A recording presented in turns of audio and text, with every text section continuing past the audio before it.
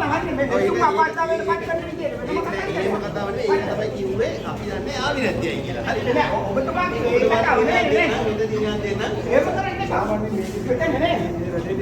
ඉන්නේ එහෙම කතාව නෑ මම ආන්නේ නේ පොලිටික්ස් අදාළ නෑ මේ. නැත්තේ මොකද ඔබතුමා නෑ මේ මිනිස්සුන්ට පණිවිඩ යන්නේ එහෙමනේ. එහෙම කතාවක් නෙවෙයි. ඒක කිව්වනේ. නෑ ඔයගොල්ලෝ දේශපාලන